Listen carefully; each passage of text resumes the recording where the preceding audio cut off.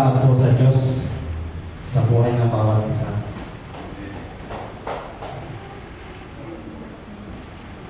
Natatandaan niyo po ba yung last Sunday, yung sermon po ng ating pastor? Sino po nakakatanda?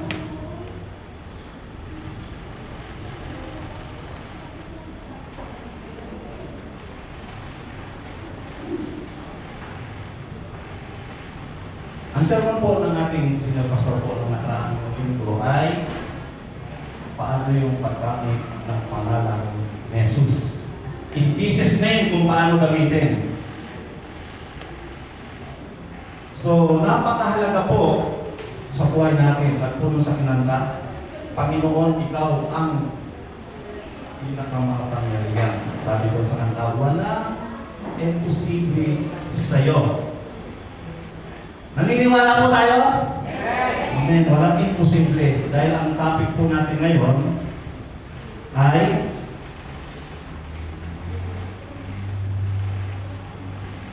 power of prayer. Lahat po tayo naniniwala po sa pananalangin. Pero minsan po sa ating pananalangin parang walang nangyayari. Sa pananalangin po, totoo pong napakapangyarihan po dahil ang prayer ay pakikipag-usap natin sa Diyos. Paglapit natin sa Diyos. Pero mga kapatid, tandaan po natin na ang paglapit natin nakadepende po sa ating puso, sa ating pong pananampalataya. At ang text po natin ay isang verse lang po. Isang verse lang. Para 15 minutes tapos na tayo. Paiksi lang po isang verse. Pagkilagay nga kapatid. Ayan po ang ating text. If you believe, you will receive whatever you ask in prayer. Napaka-exit lang po. Sakit po tayong manalangin. Dakilang Diyos, kami ay nagpapasalamat sa umagang ito, Panginoon. Patuloy po kaming lumalapit at papakumbaba at ibukas mo nga po ang kaunawaan ng bawat isa sa amin sa umagang ito. At ang mensahe nito, Panginoon, ay amin pong matanggap ng may buong pananampalataya. Salamat po, ikaw ang mataas sa aming kalagitnaan at ito ang aming dalangin sa pangalan ni Jesus. Amen. Kung napansin niyo po, sino po ang mga nakabasa dyan sa text na yan? Mula po sa verse 18 po yata yan. Nung napadaan si Jesus doon sa may puno ng igos, isinumpa niya yung puno, namatay. Nagulat yung mga alagad niya. Sabi niya, bakit kaya ganoon? Isinumpa po, sinabi salita. Sabi ng Panginoon Jesus, kaya uling gawin yan. Sabi sa mga alagad, kung kayo ay nananampalataya, kahit pa ang bundok na ito, utosan nyo ito na pumunta sa dagat ay lilipat nga siya. Pero nung minsan, nung kasama namin naman si Pastor Waz, si Bishop, si Tio noon, nagkwento siya tungkol doon sa ngayon marami akong pilosopo. Ang tao ayaw na rin maglipat ng bundok sa dagat. Tingnan nyo yung muma. Totoo po yung prinsipyo yung sa pilosopo, filosofiya po ng tao. Totoo po yun. Kaya pumilipat kasi yung may mga high-tech na tayo, yung mga papo na sa taka, pwede doon. Pwede lang gawin bundok yun eh. Pero yung prinsipyo po ng pananampalataya ay iba. Doon. Pero sabi ng Panginoon Jesus, kung sa pananampalataya ninyo, ay pwede yun yung palipatin ng bundok. So ang pinag-uusapan po dyan, sabi ng Panginoon Jesus, dahil sa ating pananampalataya o paniniwala, kung ano man daw ang ating tingin, umingin sa pananalangin, sigurado po, sigurado, matatanggap po natin. Sa panalangin po ay napakahalaga ng ating pananampalataya. Yan po ang una. At meron pong testimony rito. Ang pangalawa po, kailangan natin lumapit sa ating Diyos, humingi ng tawad at magpasalamat. Si Ate Bibi po, noon, isa po yan sa ating tinitestimony po, Pastor Pat. Ibinigay na ng Diyos yung kagalingan pero hindi pa pala nagpapasalamat. Tayo rin po, may mga panalangin na naibigay na sa atin pero hindi lang natin ito nakita o hindi natin napansin. Sa panalangin po, napakahalaga po ng ating paghingi ng tawad sa Diyos bago tayo makipag-usap sa Kanya ng tuluyan. Sa paglapit natin sa Kanya, may mga hinihingi tayo, may mga pangangailangan tayo. Pero kailangan natin humingi ng tawad. Bakit po? Sabi diyan sa Isaiah chapter 59 verse 2, sabi diyan, ang inyong mga kasalanan, ang siyang naglalayo sa inyo sa Diyos, at iyon ang dahilan kung bakit hindi niya kayo marinig. Tinalikuran at ayaw niya makinig sa inyong mga dalangin. Ayun po, may po. Ayaw makinig sa inyong mga dalangin. Nagkakasala po tayo sa araw-araw. Lahat po tayo. Sino pong hindi? Ano niyo po, sa ating physical na katawan, sa ating pong buhay, sa paglakad po natin dito, yun pong simpleng nakapagsinungaling po tayo, kung ang pag-isip ng hindi maganda, nagkakasala po tayo. Kaya araw-araw po tayo, may nagkwento, na kaibigan. Minsan po, nadadala tayo ng kanyang kwento sa emosyon. Nakapag-judge din tayo, ganun po. Na hindi natin nalaman yung sa kabilang side. So, nagkakasala po tayo. So, dapat laging bago tayo tuluyang humingi sa Diyos, kailangan natin humingi ng tawad. So napakalaga po ang paghingi ng tawad kasi yung kasalanan daw natin ang siyang nagiging hadlaan para hindi tayo mapakinggan ng Diyos. Sabi diyan, nagkakasala tayo sa araw-araw, kaya kailangan paghingi ng tawad sa Diyos. Asahan natin, kapag humingi tayo ng tawad, lumapit tayo sa Kanya, ibibigay niya sa atin ang ating mga pangangailangan. Sabi po sa Salmo chapter 145 verse 19, kayo'y malapit sa lahat ng tapat na tumatawag sa inyo. Ibinibigay ninyo ang nais ng mga taong may takot sa inyo. Pinakikinggan nyo ang kanilang mga daing at inililigtas nyo sila. Binibigay pa ng Diyos ang ating mga pangalan. Binibigay po. Kapag may takot tayo, lumalapit tayo. Pag may takot po tayo sa Diyos, pag tayo kakasala po, humihingi tayo ng tawad. Tama? Hindi po mahirap humingi ng tawad at hindi rin mahirap magpatawad. Amen? Pero, minsan may mga dahilan kung bakit hindi natin ito nagagawa. Ang nakakaalam lang po ang ating Diyos. Malinig itong sabihin ni Pastor Bar. Between you and God, kayo lamang po ang nakakaalam kung anong deal ng bawat isa sa atin.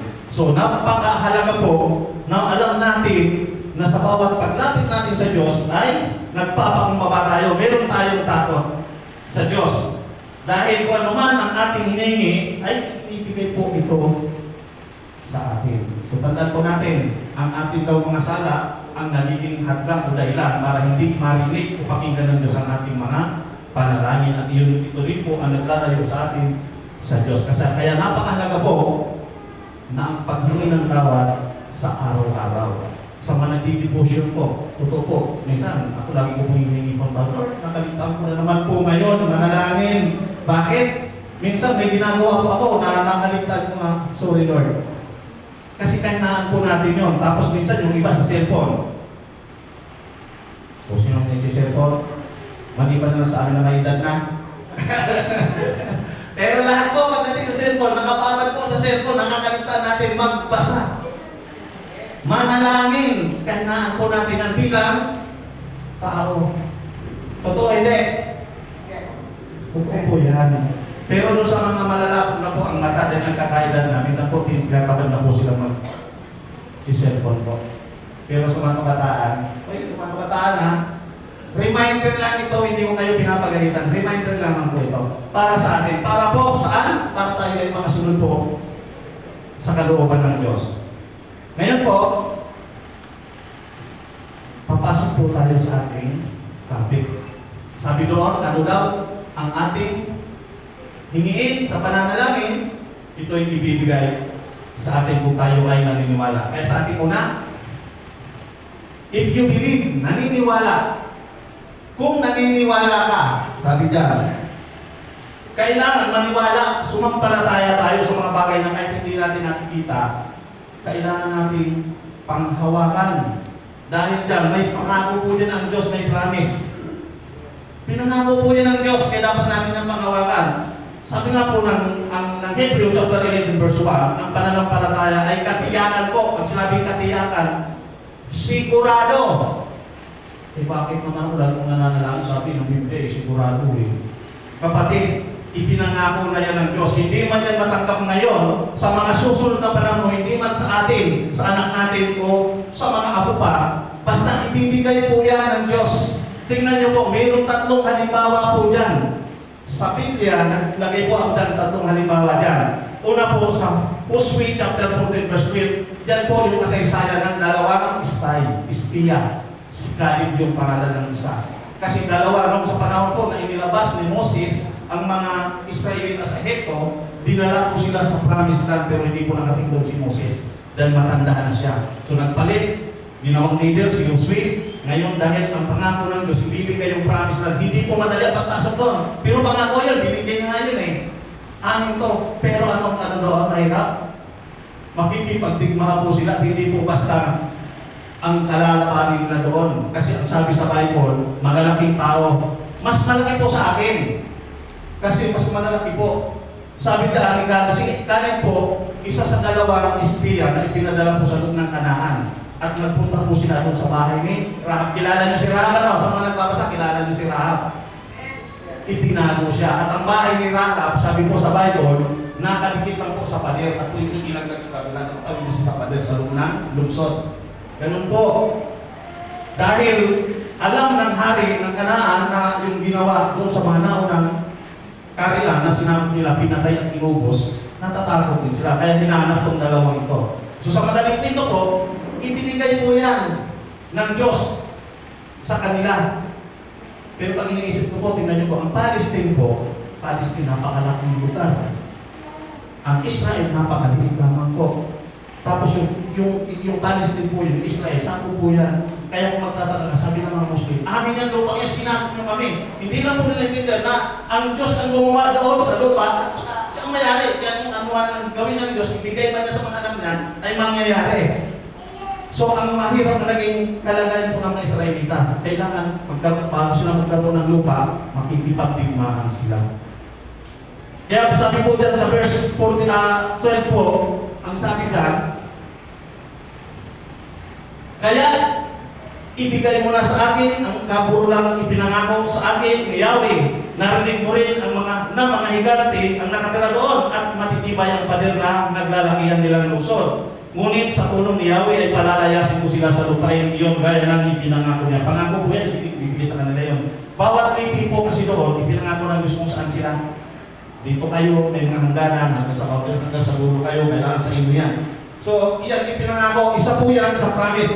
Ang ating, kaya po nagkakaroon ng power, ang prayer, dahil po yan sa pananampalataya. Sila po naniniwala na makukuha nila yon kahit gaano pa mahirap ang kanilang pagdaanan. Ang sabi po dyan, mga higanti ang nakatira doon. Ako mukha na ba ang higanti? Hindi, maliit pa po ako. Sa kanila, mas malalaki po. Mas malalaki. Ngayon, kung titignan niyo po, yung pangako yun, na panghawakan na tanggap ba nila, kung babasahin po natin ng aklat ng sino po nakabasa niya, sinanay ko sigurado po. Kasi ilang beses niyan daw po binasa yan. Yung kwento niyan, puro pananakot, kailangan nilang sakupin, talunin po nila. Pero pag nakuha na ng isang lipid yung kanilang lupa na ibinigay ng Diyos, hindi pa rin sila pwedeng nandun na nakatira, kundi sasama pa rin sila sa pagsakop doon sa ibang lugar. Hanggang sa maubos nila ang buong Israel. Yung lupa na, yung sukat ng lupa na pinangako ng Diyos sa kanila. So, nagkikalawa po ito, si David. Yung kilala niyo si David, siyempre, si David maliit lang na tao.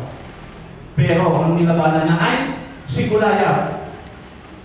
Titingnan natin yung kanyang pananampalataya dito, kaliit na tao sa lalabanan niya ay higante. Pero kasi ang sabi niya, ibinigay lang sa amin ng Diyos. Yung pagtitiwala, kung paano iningatan siya doon sa mga uso sa leon ng Diyos. Iningatan siya, sinamahan siya, tinutulungan siya. Ganon din ang kanyang paniniwala, pananampalataya. Tingnan niyo lang kung kaano ang pananampalataya. Ibinigay ka na sa amin ng Diyos. Natalo niya? Natalo niya po. Si Goliath. Tatlo po ito, at ang ikatlo po rito halimbawa na tumanggap po ng pangako ng Diyos dahil naniniwala sila, nasasamahan sila ng Diyos, ililigtas sila ng Diyos. Sa aklat ni Daniel, Tingnan niyo po. Sabi niya, gawin ninyo kung iyan ang gusto ninyo, ang Diyos na aming pinaglilingkuran, ang siyang magliligtas sa amin sa naglalagablab na pugon at mula sa inyong kapangyarihan. Ang aklat po ni Daniel ay napakaganda rin pong basahin. Paano kung dumating sa panahon na tayo ay malagay sa ganitong kalalagayan? Tingnan niyo po yung tatlong kabataan dyan. Ang sabi dyan, kahit gawin nyo na. Sabi nung kay King Nebukadnezar, gawin nyo na ang lahat ng gawin nyo. Maaari nyo gawin sa amin. Sabi dyan, lahat ang gusto, ang Diyos na aming pinaglilingkuran ang magliligtas sa amin sa naglalagablab na pugon at sa iyong kapangyarihan. Kung babasahin po kayo ng tuloy-tuloy, napakaganda po ng sinasabi na magagawa nyo ang lahat ng bagay sa amin. Pero hindi pa rin kami sasama dyan. Matapos po ang kanilang pag-uusap, nagalit ang hari sa King Nebukadnezar, inulog siya sila. At pinakita doon, hindi pa bumabagsak po sa apoy yung inulog nila, yung mga sundalo na matay na. Bakit? Napakatindi po ng init. 70 ulit ang lakas ng init niya. Patay agad. Yung tatlo, sabi po sa Biblia, doon po sa nakalagay sa Biblia, naglalakad-lakad ang tatlo at maging apat pa sila. May kasama sabi ng hari, parang isang Diyos. Ito po yung power, yung kapangyarihan ng Diyos para doon sa mga taong nagtitiwala sa Kanya. Kaya nagkakaroon po ito ng power dahil po sa ating pananampalataya. Yung ating paninindigan, hindi yung nasa lang umalis na. Sorry po. Ganito po, dapat magmamature po tayo. Matuto po tayo. Hindi tayo naglilingkod sa tao kay Pastor Balsasad na niya. Naglilingkod tayo sa Diyos. Ang ating pananampalataya, nakadepende sa Diyos. Maraming bagay na pa akong natutunan sa buhay. Noon, ganun din po. Kaya po noon, pagbalik namin kayo natin sa kay Pastor Bal, sorry po Pastor Bal, pero yun ay naging party para mag-mature ako. At maunawaan ko yung mga bagay-bagay na dapat ko pala talagyan. Bakit po? Kaya mayroong leadership sa church, matuto tayo sa magpasako. Yan. Ilagay tayo ng Diyos para maging isang ehemplo. Bilang isang Kristiyano, makita kung sino yung bitbit natin. Nasa harapan tayo. Oy, follower sa Christ. Tapos yung ginagawa ko, hindi pala. Si Kristo ba ay gano'n? Si Kristo, ang kabutihan ni Kristo, kahit kung anong ginawa sa Kanya, makikita mo sa Kanya ang kababaan ng loob, ang Kanyang pagmamahal, lahat na po. Tayo po ay mga anak ng Diyos at dapat makita po yun sa atin. Amen? Tandaan po natin, ang Diyos ay laging may pinangako. Lagi pong may pangako sa Kanyang mga anak. Lagi pong mayroon. Sa ikalawa po, sabi dyan, ano man daw ang higiin natin sa pananalangin. Kung meron tayong pananampalataya, sabi dyan, ano man ang hilingin sa panalangin, pangako po ng Diyos, tutugunin tayo niya. Sasagutin niya. Lahat po tayo, mayroon po tayong kahilingan sa Diyos. Ako nga, sabi ko, Lord, hindi ko naman kami ng maraming pera. Kaya lang sabi ng Diyos, hindi ka pa handa. Baka maligaw ka. Tama, alam niyo po bakit? Kapag marami na tayong pera, bakit hindi na tayo dito pumunta? Baka doon na lang lagi pag-araw ng linggo. Kasi hindi natin alam pa kung paano natin imamanage ang kayamanan na yan, ang pera na yan. Kasi na Pastor Bal, ay sila ay marunong kasi business managers, alam niyo po kung paano mag-manage ng pera. Tayo po, hindi po natin alam. Tanggapin po natin na kapag tayo ay umaman, kaya hindi po ganun ang bless, ang biyaya po ng Diyos. Binibigyan tayo ng blessings ng Diyos ayon po sa ating pangangailangan. Hindi po dun sa gusto natin, sa wants natin. Kasi marami pong bagay. Pag ikaw, ito po, mga Kristiyano, may ugali po tayo mga Kristiyano. Ay, may masasaktan best dito eh. May ugali po tayo na ganito Kapag may mga kaibigan tayo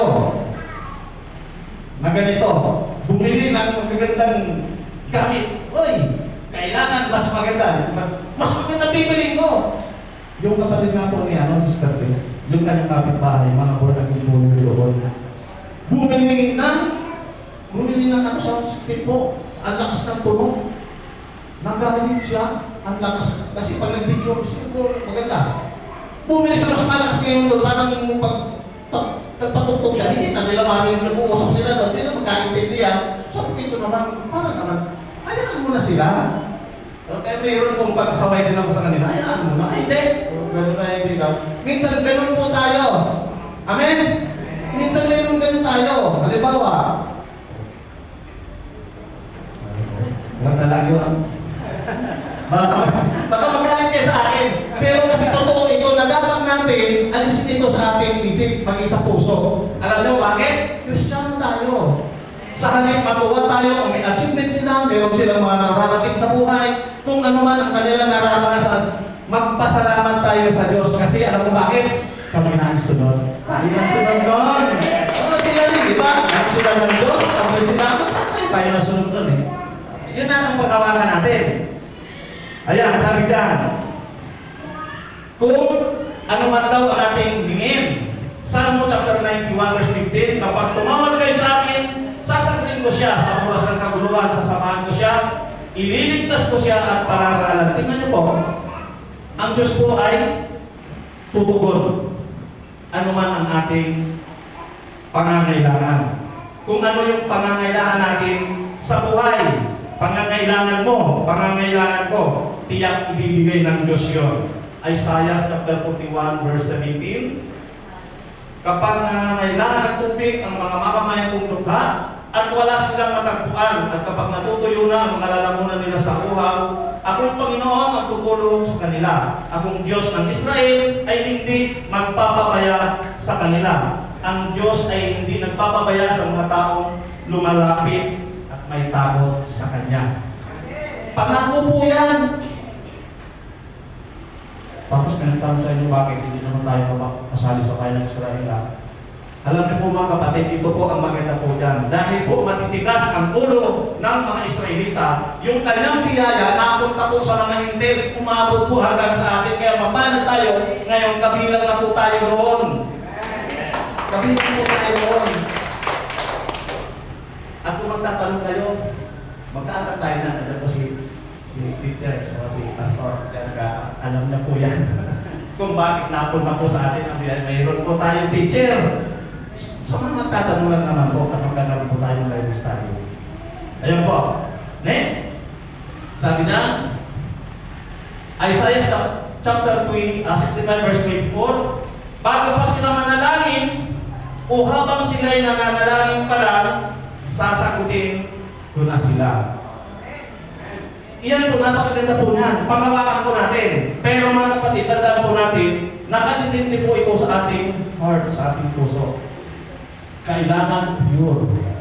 Kaya kailangan po meron pong paghingi ng tawad sa Diyos. Hindi lamang po sa Diyos, sa ating din po mga kapatid. Bago tayo umarap sa Diyos, totoo po, si kapatid na Maylin, sabi niya sa akin, nag-ulit ko siya ng nakaraan, sabi niya, nung kami magpapabawis mo na dito sa atin sa POKC, sabi niya, kinailangan kong tawagan lahat ng aking mga nakaaway doon. Kasi ang tawag nila sa amin daw ay kabayo, maldita, kung ano, maldita. Sabi niya, kaaway niya lahat sa madaling salita. Tapos ngayon, napurnagin ako, magpapabautis mo ako, susunod ako doon sa bautis mo sa tubig. Kailangan ko ba lang humingi ng tawad sa kanila? Siya po nagkwento niya, hindi ko na po tinatanong. Pero napakabuti ng Diyos sa buhay nila. Alam mo bakit? Maging yung lahat ng nakaaway nila doon, pag niyaya nila mag-check sa atin, sumasama sila. Anong ipinapakita noon? Tinatalo po ng kabutihan ang kasamaan. Sunod. At makikita po yan sa buhay natin.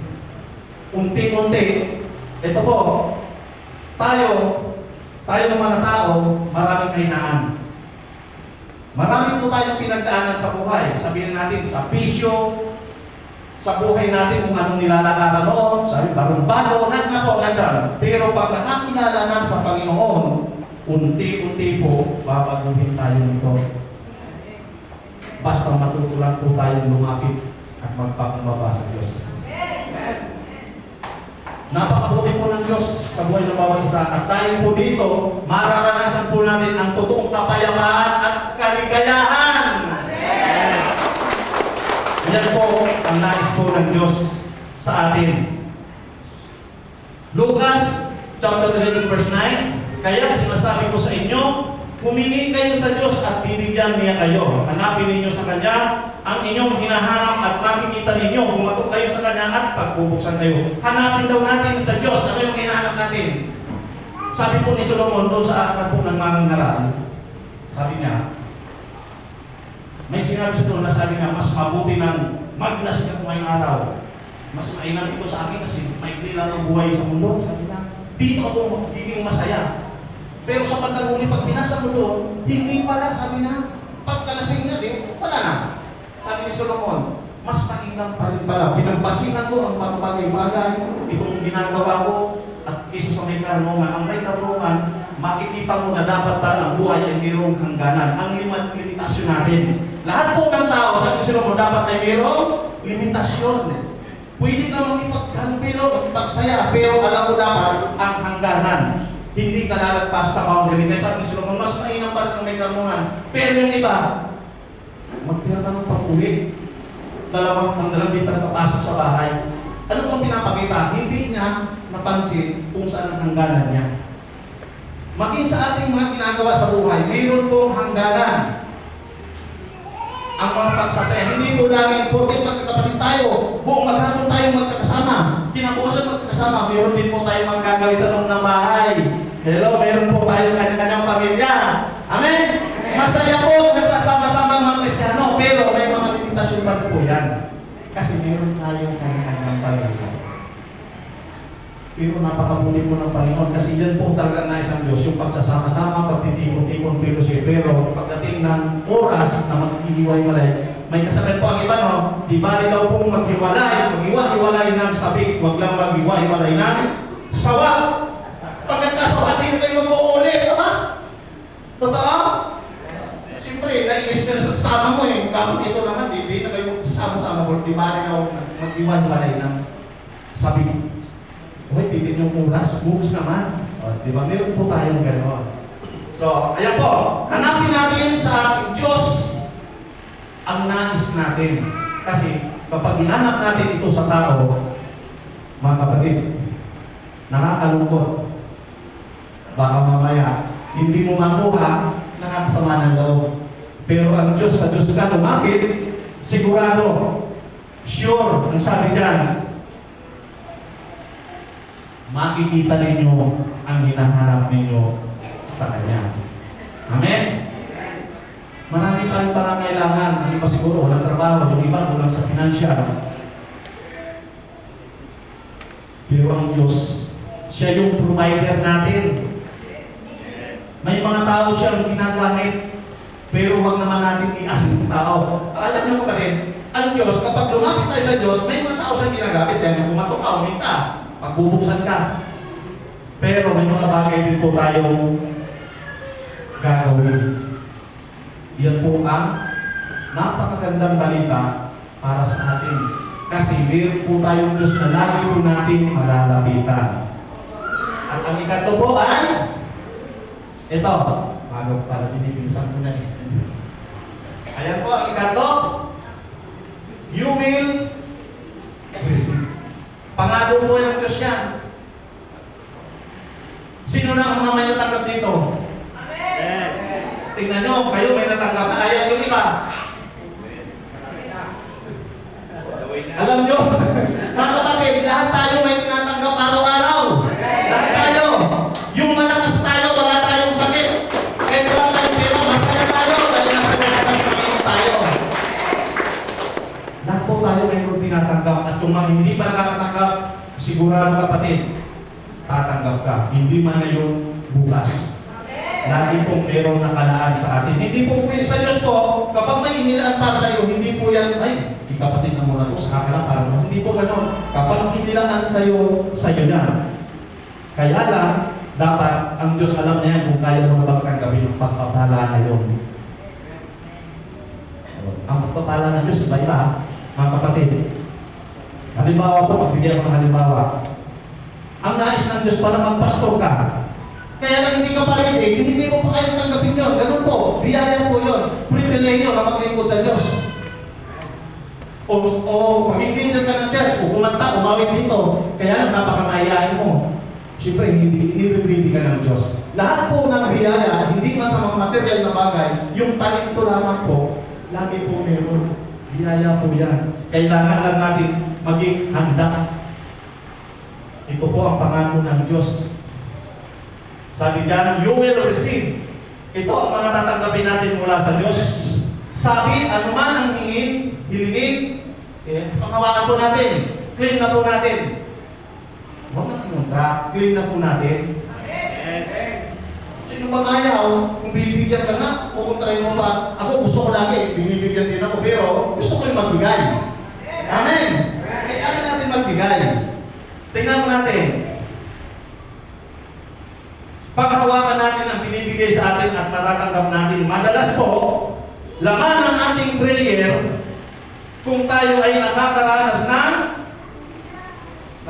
tayo ng, tingnan nyo po, sakit. Pagkaraniwan po yan.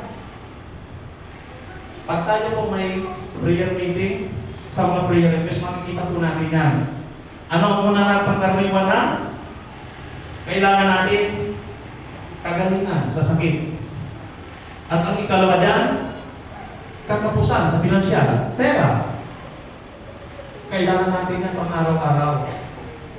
Pero ang binibigay po minsan ng Diyos, yung sapat. Kami po, sapat. Minsan sobra. Pag sobra, pinamimigay namin yung iba. Ganun lang po yan. Pero pag sapat lang, isa kami lang muna yun. Bakit kaya? Kasi po, sa Bible po, meron po nakalagay na kapag tayo naman ay nagaganto ng maraming pera, mapapasama po tayo.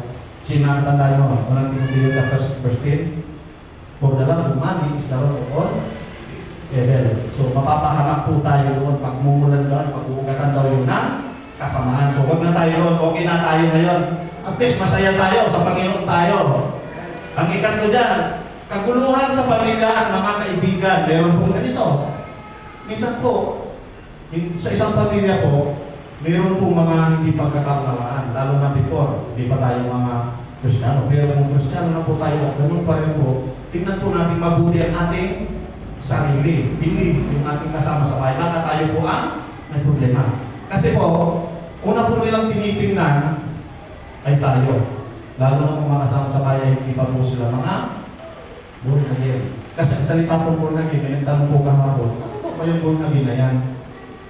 Really yun ba yan? Pagkatapos po mag-meet po ni Pastor, lumapit po si Tatay Nito, may nagtatanong sa akin, ano daw ba yung born again yan? Bakit may mga pa-born again pa kayo? Sabi, hindi ko naman alam ano ng paliwanag. Nasa Biblia pa niya. Kaya po, pinabasa ko sa kanya doon sa John chapter 3 verse 3 hanggang 7 po yun.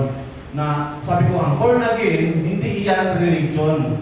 Kundi sabi ko iyan, isang tao, mananampalataya, mula nang ma-born again, binago na ang kanyang buhay. Kasi bakit siya kailangan ma-born again? Kailangan ipanganak sa tubig at sa espiritu, sabi ko sa kanya.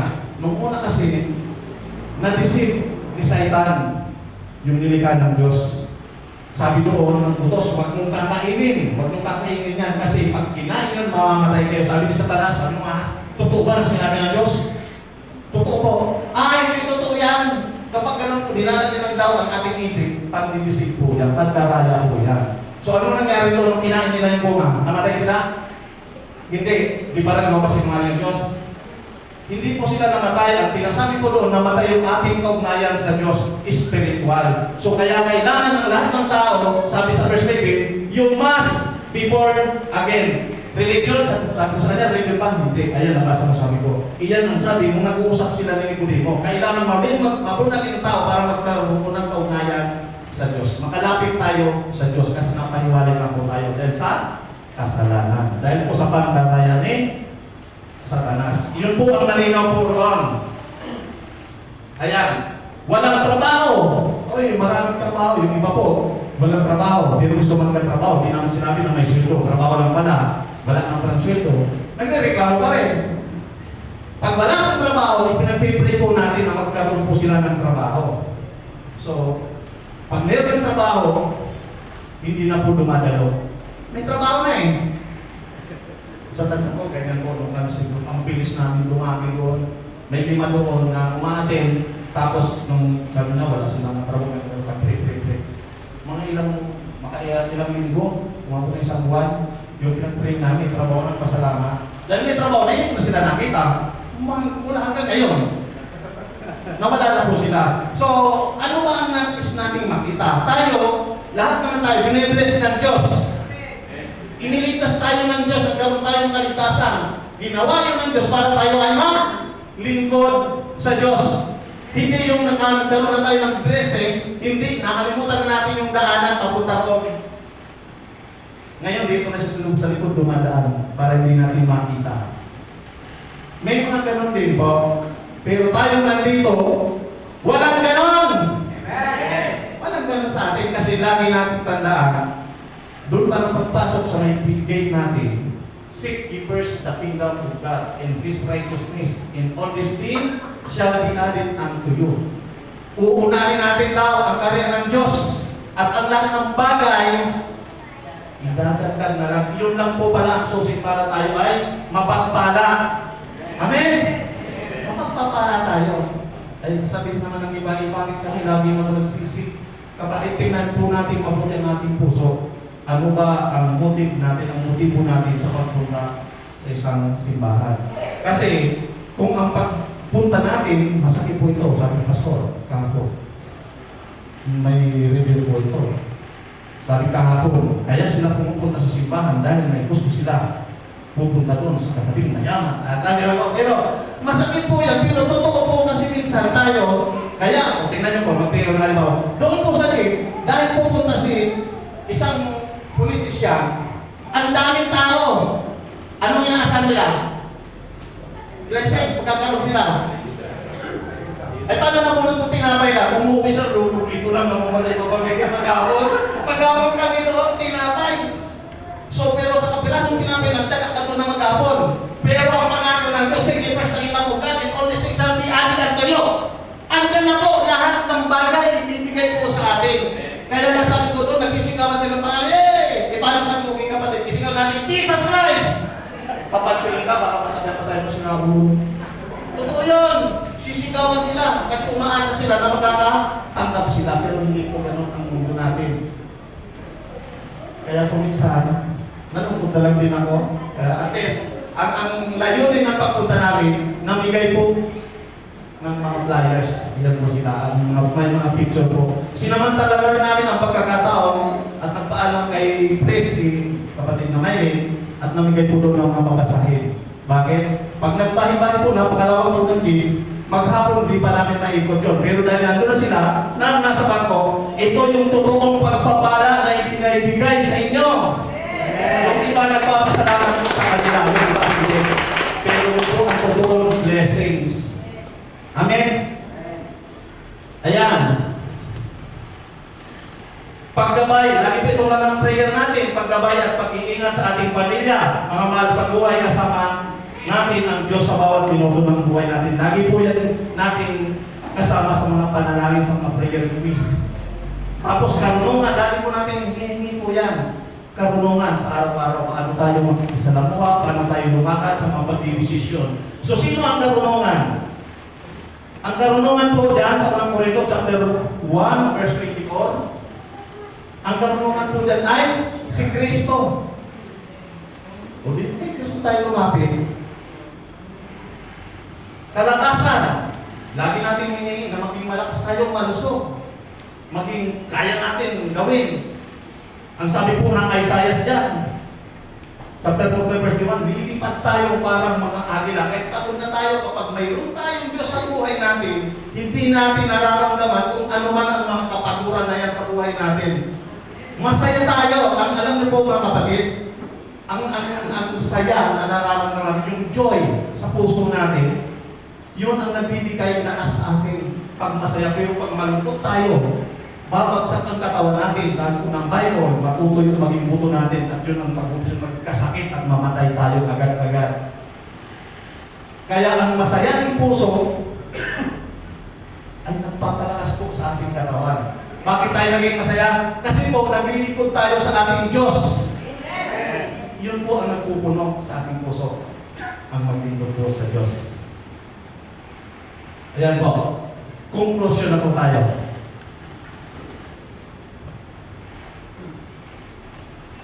Kami po, si Pastor Val, nag-uusap kami, sabi ni Pastor Val, dapat mas magsig lang ang mensahe para matandaan ninyo. Pag napakahaba na po, hindi na po matandaan. Kaya mas ngayon, mas iniiksian na lang natin para maunawaan natin at maisapuso natin at maalala natin ano ba yung ating sermon ng linggo. Kailangan natin itong maalala lagi kasi ito yung nag-motivate sa atin sa pang-araw-araw na buhay. Ito pala dapat pala ganito, laging masaya. At hindi natin ito makukuha ang kasiyahan nito sa mga panandali ang ginagawa natin sa ating komunidad, sa ating mga kaibigan. Ang pangmatagalang kasiyahan, makukuha lamang po natin ito sa ating Diyos, sa paglapit natin sa Diyos. Ayan po ang ating conclusion. Nakadepende sa ating pananampalataya kung paano tayo tutugunin ng Diyos. Kailangan natin humingi ng tawad, magpalinis, at magpakumbaba. Asahan natin tayo ay tatanggap ng anuman tingin natin kung tayo ay naniniwala. Naniniwala tayo kung anuman ang hingin natin, tatanggapin natin. Marcos chapter 11 verse 24. Kaya tanda ninyo, anuman ang hiningin ninyo sa Diyos sa panalangin, manampalataya kayo natanggap na ninyo ito at matatanggap nga ninyo. So may tawag kayo dito, kapag tayo humingi sa Diyos, kailangan panghawakan natin na natanggap natin. Ipagpasalamat natin. Kasi unang-una pa po, kapag ang sabi nyo sa ating mga binasa, minsan bago pa tayo manalangin o humingi sa ating Diyos, ibinigay niya na. Kaya kailangan natin magpasalamat sa mga nakakaranas po ng sakit sa atin, sa mga mayroon po mga kaguluhan sa pamilya po, sa mga kung ano po kakulangan sa atin. Marunong tayo lumapit sa Diyos, pero minsan nagdadalawang isip tayo. Pero ang linaw po, ang sabi po dyan sa Marcos, tandaan ninyo, anuman ang hilingin ninyo sa Diyos sa pananalangin, manampalataya kayo, natanggap na ninyo ito at matatanggap na ninyo.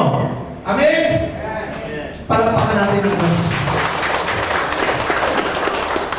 Tayo po tayo lahat.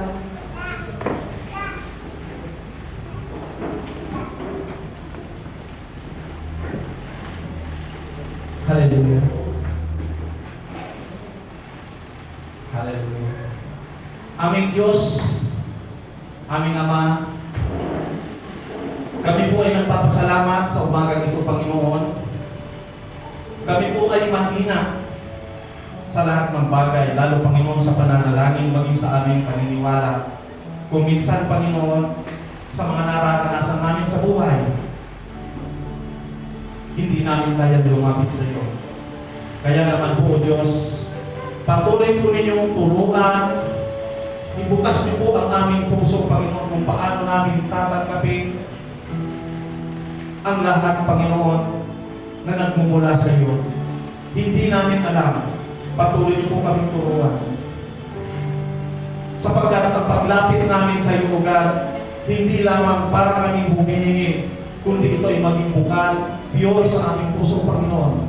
Maging seryoso kami sa paglapit sa iyo. Ang lahat, Panginoon, una na po ang kasayahan, kaligayahan sa buhay ay hindi namin kaya makuha, Panginoon, sa normal na pamumuhay namin, maliban na sa amin kay Panginoon, kung paano po kami sinasama.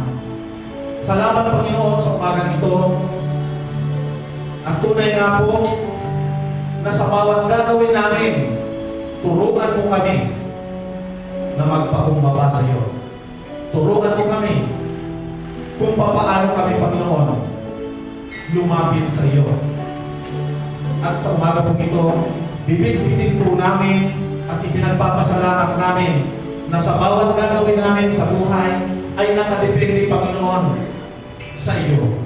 Wala kaming lakas, Hindi namin kayang humayo, lumakad kung hindi mo kami sasamahan. Maging sa kalooban ng Panginoon, kung paano namin tinanggap, kung paano namin ipahayag, at kung paano pa namin, Panginoon, ito isi-share sa iba. Mahina kami agad. Subalit, patuloy namin ay nilalapit sa iyo, Panginoon, ang bawat isa na ang aming puso ay patuloy mo, Panginoon, bigyan ng kasiyahan ng maglingkod sa iyo. Salamat po, Ama.